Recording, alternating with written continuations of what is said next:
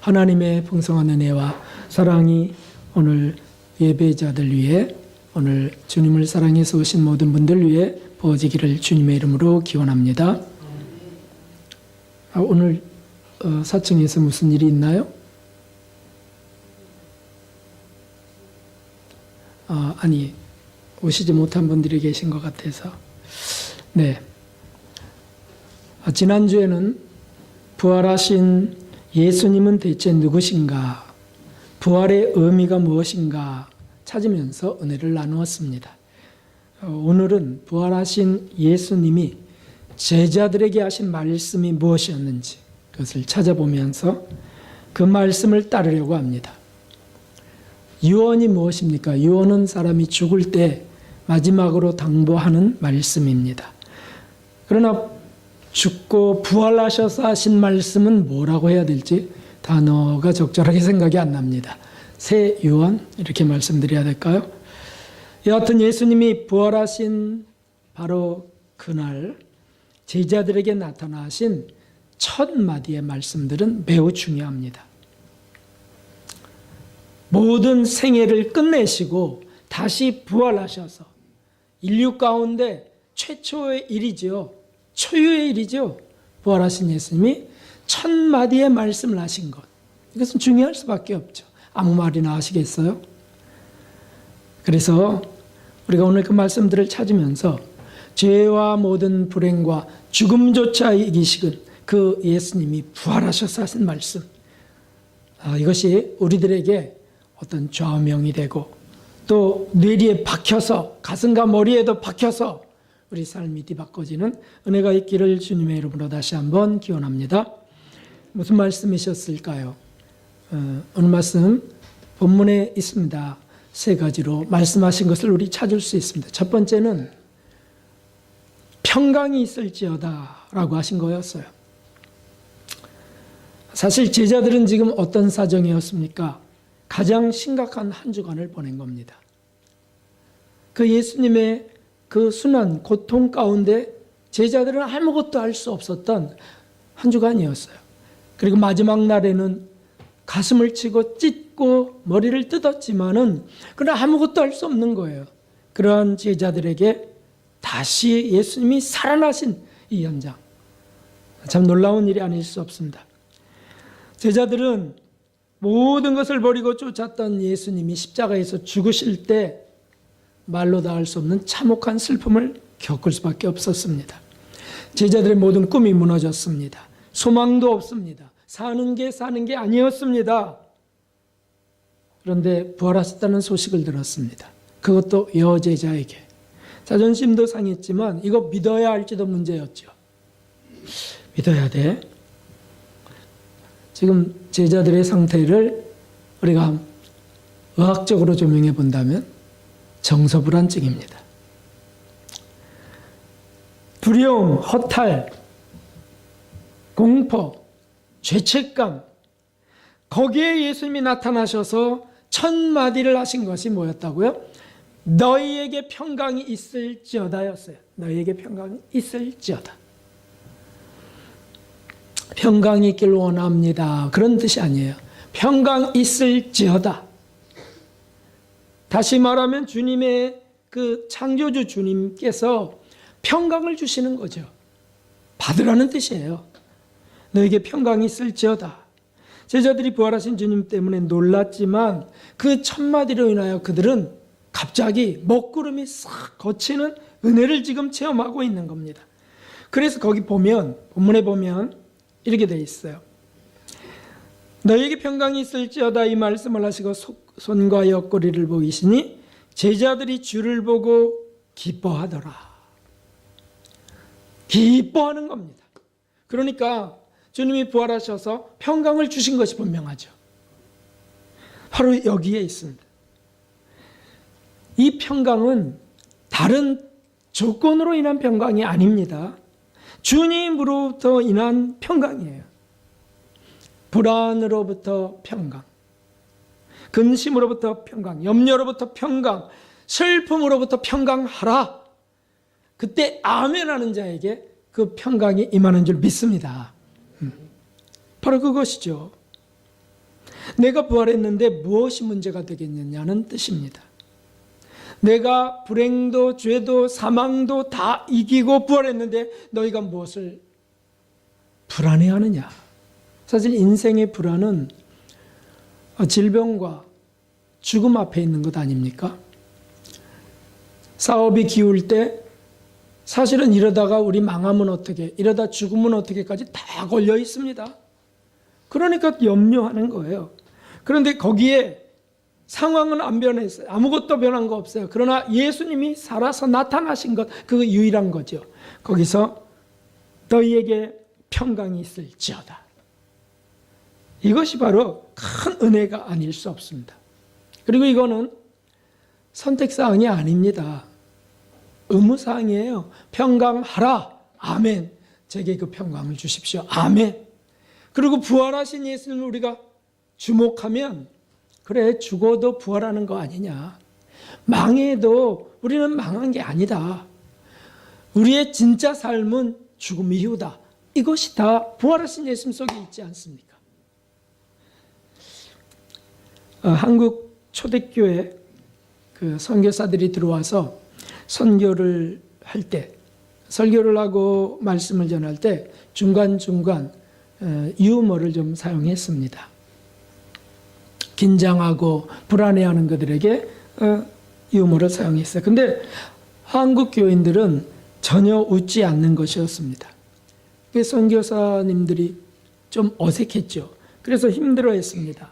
그러나 설교 후에 한 장로님이 그 선교사님들을 위로하고자 좀 유머를 했는데, 어렵게 한국말을 배워서 유머하고 그랬는데 가만히 있으니까 심각한 표정들로, 그러니까 장로님이 이제 좀 미안하고 그러니까 선교사님, 한국교회 교인들은 경건합니다. 그리고 거룩해서 교회에서는 잘 웃지 않습니다. 늘 예수님의 십자가와 죽음을 묵상해서 그러니 이해해 주십시오. 이렇게 이제 둘러대는 거죠. 또 그게 사실이기도 하고요. 한국인의 마음속에는 한이 있다 그러죠. 여러 외세의 침입을 받으면서 심리적으로 또 사람들에게 상처 있고, 신중한 우리 한국인들이 신중한 기질인데 그런데 무너진 것들 내놔요. 자존심도 상한 일, 여러 가지가 있어서 복합적입니다. 그때 선교사님 이런 말씀하셨습니다. 한국 교회는 예수님을 아직도 십자가에 매달아 놓고 계신가요? 그래서 슬프고 그리고 아프고 그런 거냐는 뜻이죠. 예수님이 부활하셨습니다. 마음껏 기뻐할 일입니다. 마음껏 웃을 일입니다. 감사할 일입니다. 이렇게 말씀을 하신 거죠. 여러분, 평강을 잃은 자는 웃을 수 없습니다. 평강, 평안, 에레네라고 하는, 샬롬이라고 하는 그 평안, 그것이 외부 조건으로 인해서, 다시 말하면 월급을 많이 받아서 내가 건강해서 또 집을 사서 차를 새로 사서 입이 막 벌어져서 그래서 나는 행복해요, 난 평안해요 라고 하는 그런 평안을 말하는 것이 아니에요. 주님의 평안은. 그런데 실제 그 평안을 잃은 자는 웃을 수 없습니다. 슬픔이 같은 거, 고통이 가득한데 어떻게 웃겠습니까? 웃어도 어색한 웃음일 뿐이죠. 현대 그리스도인들은 잘 웃지 않거나 또는 헛된 웃음을 억지로 웃는다 그래요. 왜냐하면 눌려있다는 거죠. 그 눌려있는 어떤 죄책감이나 이런 것, 눌려있는 것 속에 이단 구원파가 틈탑니다. 그래서 왜 이렇게 힘들어하냐, 왜 이렇게 우울해하느냐, 주님이 우리를 다 짊어지셨다, 부활하셨다, 우리는 더 이상 회개할 것도 없다, 이렇게 틈타고 들어오는 게 문제죠. 아니죠. 계속해서 회개할 일이죠. 그러나 회개한 뒤에는 어떻게 된다고요? 평강, 너희에게 평강이 있을지어다. 아멘. 그것이죠. 죄를 진실로 고백했다면 일어날 때는 주님께 맡기는 믿음이 확실하게 일어나야 되죠. 근데 죄를 끌고 다니는 분들도 계세요. 자기의 성격, 기질을 끌고 다니는 분도 계세요. 나는 성격이 못돼서, 나는 기질이 원래 이래, 나 원래 이래. 아니죠. 부활신앙은 그런 것이 아닙니다. 그런 것들을 다 안고 돌아가신 예수님을 믿고, 그리고 승리하신 부활하신 예수님을 받아서, 그분을 믿어서 그분이 주시는 평안을 받는 것이 부활신앙인 줄 믿습니다. 주님 안에 우리가 염려할 것이 없다 하는 것이죠. 주님이 주시는 이 평강은 주님께 맡겨드린 후에 오는 평강이요, 주님께 고백한 뒤에 오는 평강입니다. 참 그리스도인은 어떤 상황에서도 평강을 가질 수 있다는 것이 여기에 있습니다. 이런 마음의 기쁨이 임하는 겁니다. 성경에 이런 말씀 함께 읽어보겠습니다. 주 안에서 항상 기뻐하라. 내가 다시 말하노니 기뻐하라. 아멘. 이것도 명령이에요. 선택사항이 아닙니다. 기뻐하라. 아니 제가 뭐 기쁜 조건이 있어야 기뻐하지요. 아니 주 안에서. 주님이 부활하셨다. 널 위하여 죽고 부활하셨다. 기쁘지 않느냐? 아멘, 아멘. 그래서 자꾸 기쁨도 감사도 자꾸 고백할 때 커진다고 하는 걸 아시잖아요. 감사합니다, 주님. 감사합니다. 저 식물도 아름답고요. 저 동물도 아름답고요. 산천초목도 아름답고요. 사람의 형상들도 다 아름답습니다. 이렇게 할 때 점점 커져요. 그래서 호흡하는 것부터 시작해서 물 마시는 것, 살아가는 것, 아침에 일어난 것, 저녁에 잠잘 수 있는 것, 감사하기 시작하면요, 점점 더 커가는 거예요. 점점 더. 그러므로 말씀하신 거예요. 주 안에서 기뻐하라. 항상 기뻐하라. 여러분, 예수님이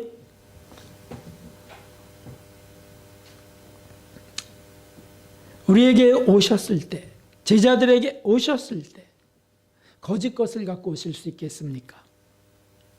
천국의 기쁨을 갖고 오시는 것이 예수님이 아니십니까? 평강, 세상이 주는 평강을 갖고 오시는 것이 아니에요. 그래서 하신 말씀 있죠. 요한복음 14장에 보면 함께 평안을 너희에게 끼치노니 곧 나의 평안을 너희에게 주노라. 내가 너희에게 주는 것은 세상이 주는 것 같지 아니하니라. 너희는 마음에 근심도 말고 두려워하지도 말라. 이것도 역시 마찬가지죠. 그렇게 하지 말라. 이것도 명령이에요. 주님이 확실히 주신다고 하는 것을 담고 있습니다. 그렇습니다. 외부에서 세상에서 주는 것이 아닙니다. 주님이 주시는 거예요. 주님이 어디 계신가요? 우리 안에 계시죠. 성령 하나님 우리 안에 계세요. 그분이 우리에게 주신다라고 하실 때 우리가 그것을 믿는다면, 확신한다면, 그분을 주목한다면 평강이 임하는 것입니다. 평강이. 우리 선생님이 늘 하셨던 말씀이 있어요. 제 안에는 강력한 평강 덩어리가 있어요. 그런 말씀하셨어요. 늘 주님을 주목하니까 24시간 예수님, 예수님, 부활하신 예수님, 예수님. 어떤 분이 이렇게 질문했어요. 선생님은 기도하실 때 뭘 묵상하시면서 기도하시냐 그랬어요.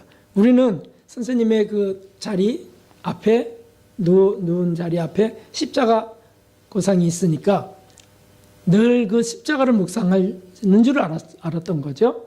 그 십자가를 묵상하면 뭐 기쁠 일이 어디 있어요. 죄송하고 미안하고 죄를 고백할 일이죠. 근데 대답이 뜻밖이었습니다. 그것은 뭐냐면, 네, 저는 부활하셔서 하나님 보좌 우편에 앉아 계신 예수님을 주목합니다 라는 것이었어요.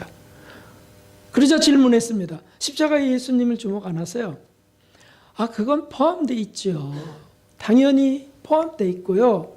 만일 지금도 십자가에 예수님을 향해 예수님, 예수님 하고 기도한다면 잘못됐다 그러셨어요.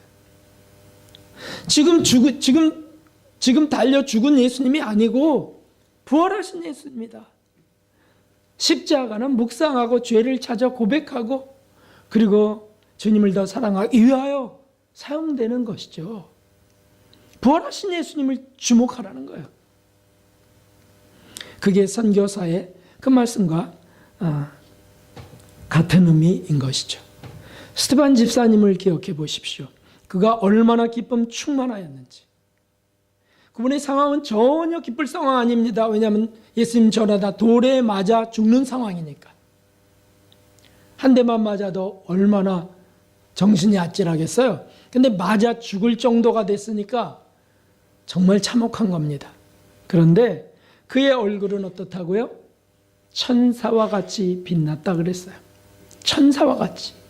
그에게 기쁨이 충만한 겁니다.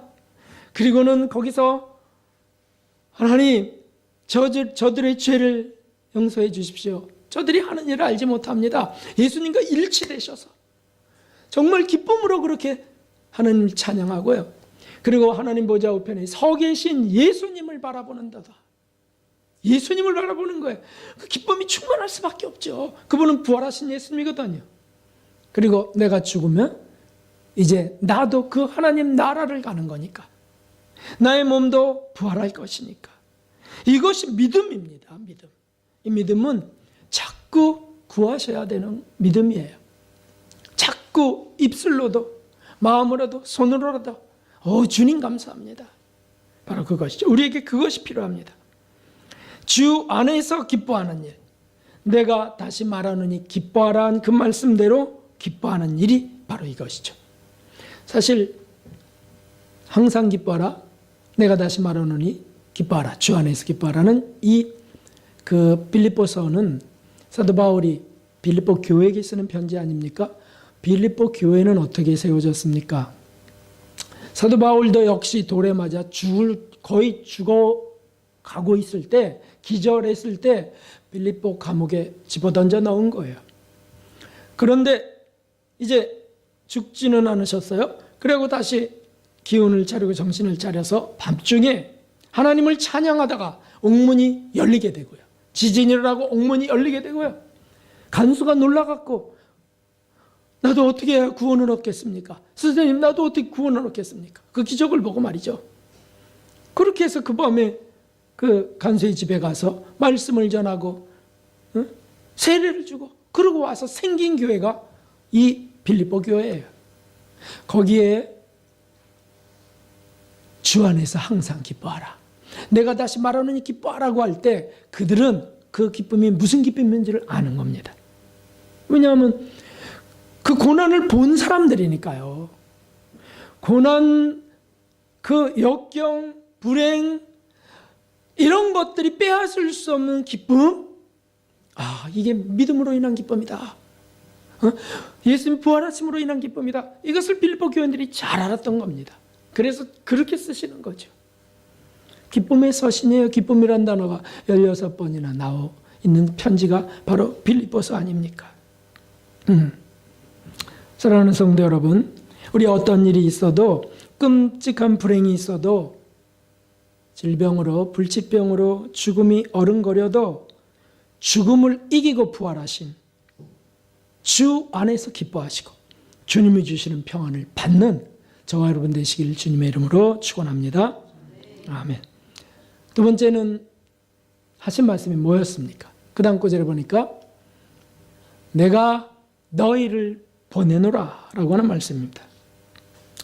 주님은 제자들이 그 평안과 기쁨을 안고서 그냥 집안에만 있기를 원치 않으셨습니다. 곳곳으로 나가 전하라는 것입니다.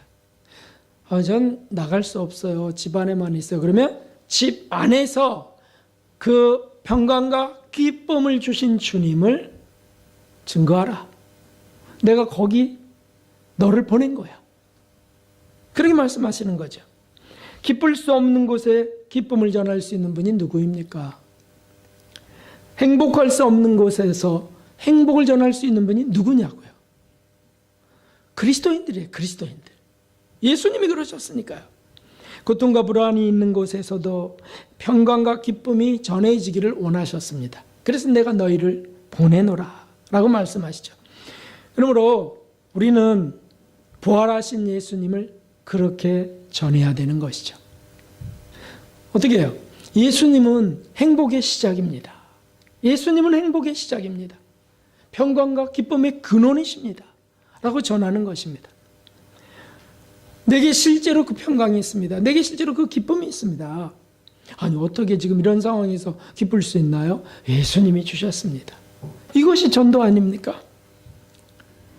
가정은 어떤 것일까요? 가정도 보내신 선교지입니다. 직장도 주님으로부터 파송되어 보내진 선교지입니다. 우리 그리스도인들이 가는 곳은 모두 다 주님이 보내신 곳입니다. 그것이 죄악의 현장이 아니고 그것이 범죄하는 그 정욕의 현장, 그런 데가 아니면 다 파송지입니다. 주님이 가지 말라 하는 곳에 가갖고 죄를 범하는 것이 문제죠. 그런 것이 아니라면 우리가 가는 곳은 다 전도지예요. 파송지, 선교지입니다. 주님이 보내시는 거예요. 우리 안에 기쁨과 평강을 주셔서. 부활하신 주님을 믿고 평안을 얻어나가는 모든 것에서 그 기쁨을 드러내라고 하십니다.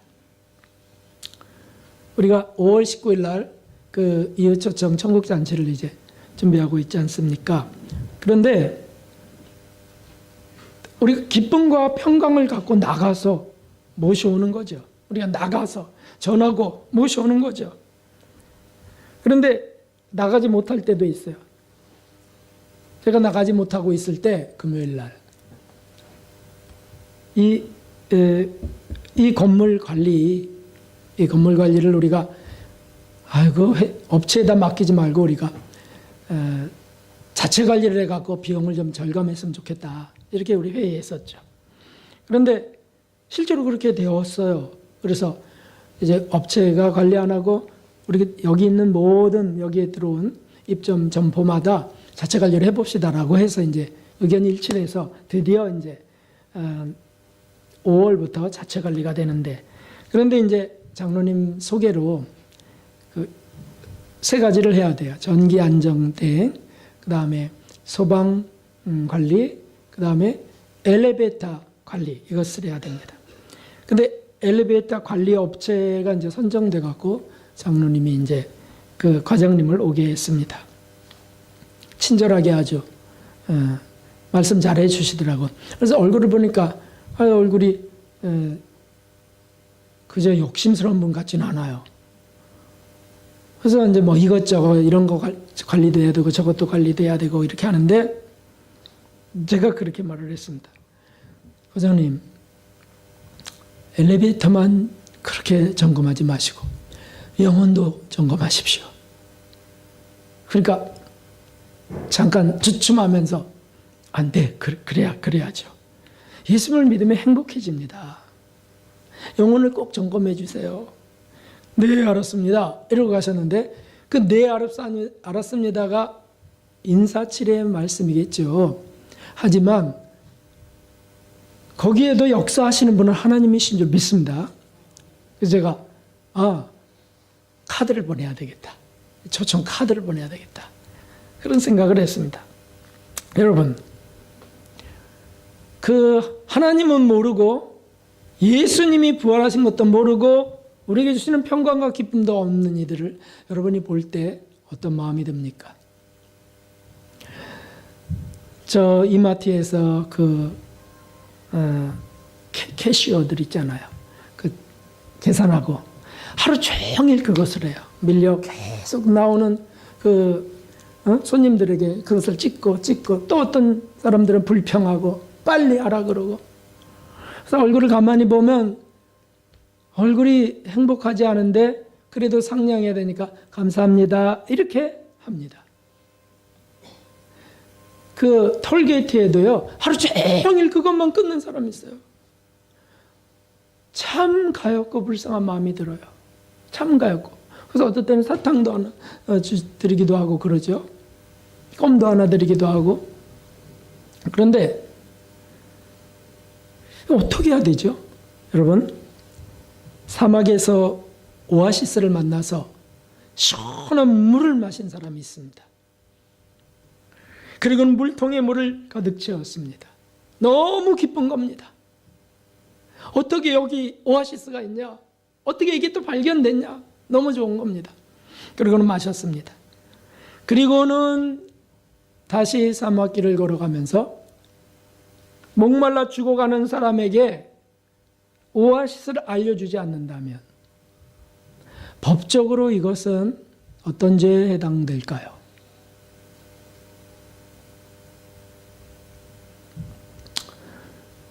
아마도요, 잘 모르겠어요. 법적으로 그게 뭔지 정확하게 뭔지는 모르겠습니다. 주님은 어떻게 보실까요? 죽음 방조죄? 어쩌면 살인죄에 속할 수 있습니다. 내가 다음에 와서 나만 또 먹어야지. 저 사람 안 돼. 나만 마셔야지 한다면 말이죠. 내가 마셔서 좋다면 아니 그 죽어가는 사람을 오아시스로 안내해야 되지 않습니까? 영적 살인자가 되지 않으려면 주님이 나를 보내신 그 사명을 우리가 감당해야 됩니다. 그것이 뭡니까? 너희를 보내노라고 하신 주의 말씀입니다. 우리 주변에 정말 죽어가는 영혼들이 있습니다. 그 어렵게 무슨 교리를 어떻게 설명해요? 저는 뭐 전도사도 아니고 전도사만 전도하는 것 아니죠.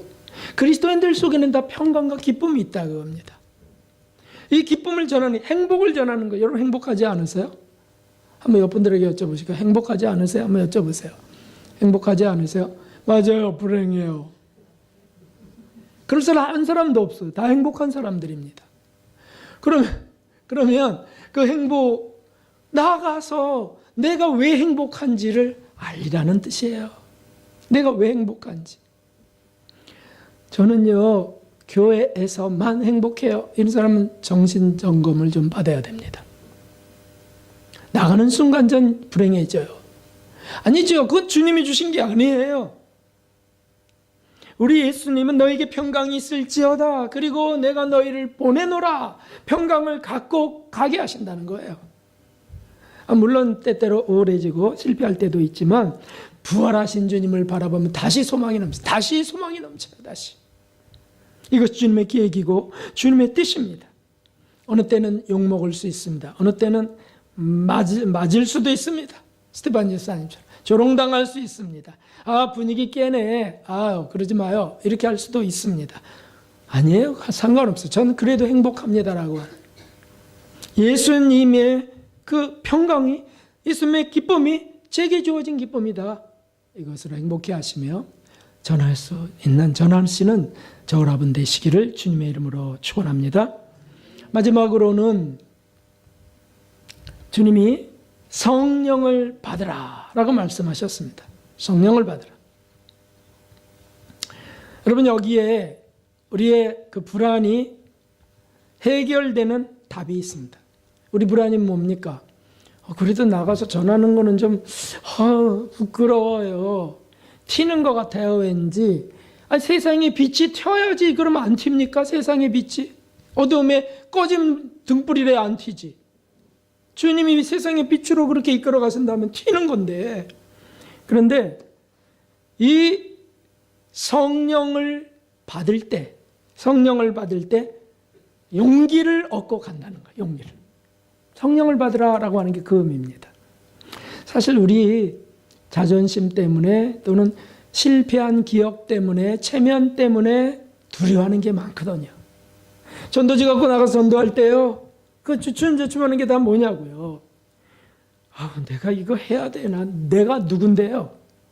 그리스도인 아닙니까? 그리스도인. 주님 때문에 죽었다 산 사람들 아닙니까? 그래서 주님을 주목해야 돼요. 그리고 성령을 구할 때 성령 받으라 했으니까 주님이 성령을 주시면 그러면 용기가 생기는 용기가. 자, 보십시오. 읽어보겠습니다.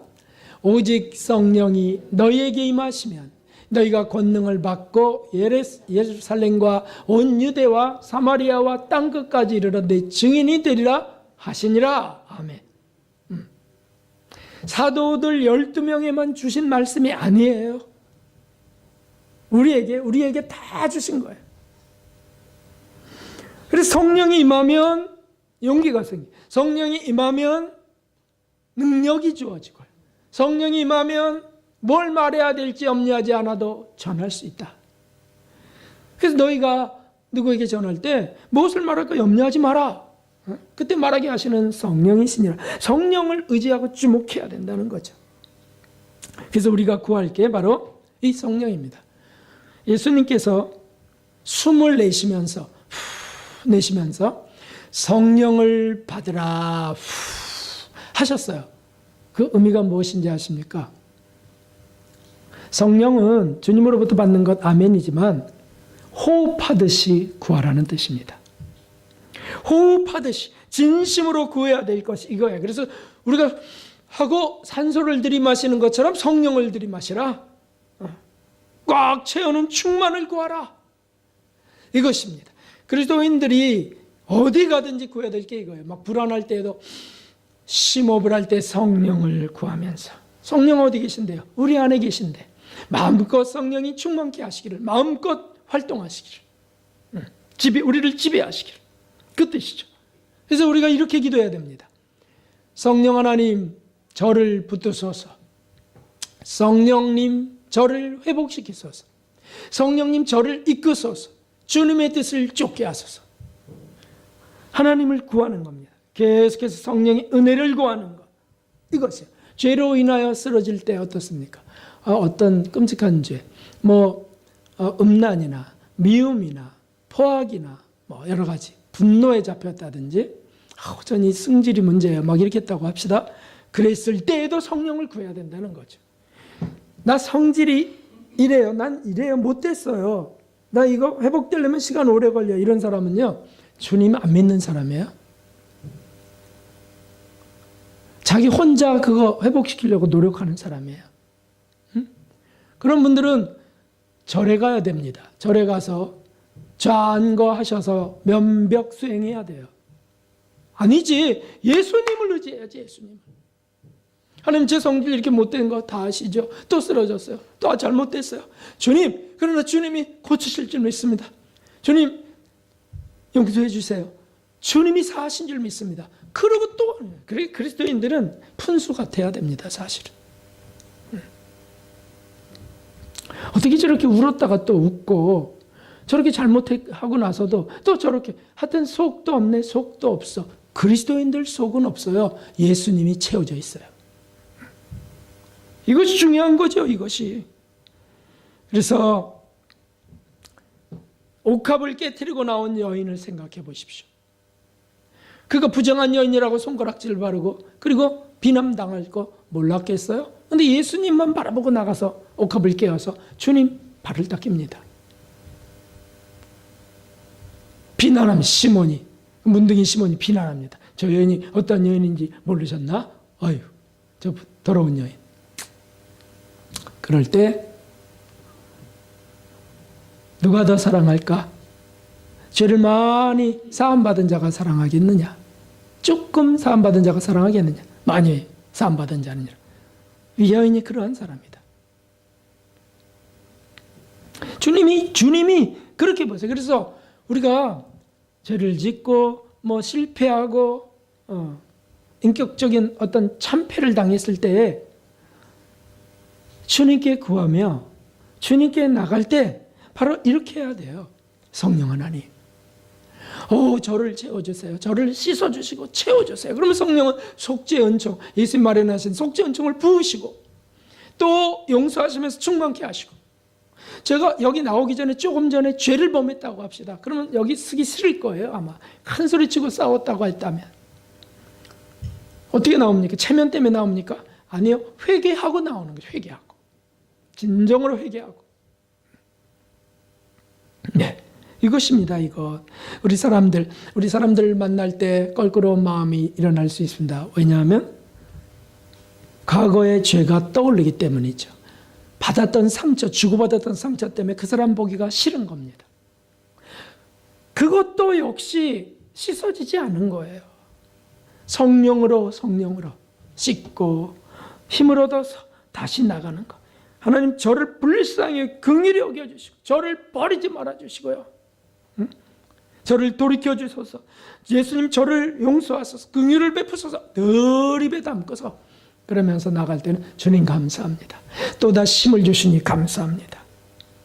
그렇게 갈 때 성령은 정말 충만케 하시면서 우리를 일으키시고 이끌어 가시는 줄 믿습니다. 믿는 대로 될 줄 믿습니다. 믿는 대로 되는 거예요. 믿는 대로. 이것이야말로. 그렇게 해서 성령 부으시는, 그리고 주님 주신 평강을 기쁨으로 얻으셔서 보내시는 곳으로 가시는 저와 여러분 되기를 바랍니다. 가정으로 돌아가실 때 그렇게 가십시오. 오늘 예배 잘 받고 은혜 받고 가정으로 가서는 너 일로 와, 어쨌다 저쨌다 해가면서 또 마귀의 도구 되는 분들은 이건 정말 성령이 안 계신 분과 같습니다. 그런 분은 없습니다. 우리의 소원을 이루시는 주님을 우리는 주목해야 되겠습니다. 마지막 성경 구절 함께 읽어보겠습니다. 또 여호와를 기뻐하라. 저가 내 마음의 소원을 이루어 주시리로다. 아멘. 하나님을 기뻐하고 주님 주시는 평강을 얻어 기뻐하고 성령의 충만으로 기뻐하면서 죄를 용서해 주심을 기뻐하면서 나아갈 때 하나님이 우리 마음의 소원을 이루어 주실 줄 믿습니다. 그렇게 가시는 여러분 되시기를 주님의 이름으로 축원합니다. 우리 159장 찬송 부르시고 예물을 드리고 그리고 우리 함께 기도하겠습니다.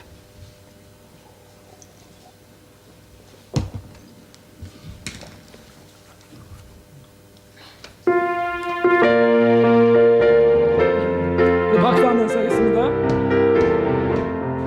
할렐루야 우리 예수 승천하셨네.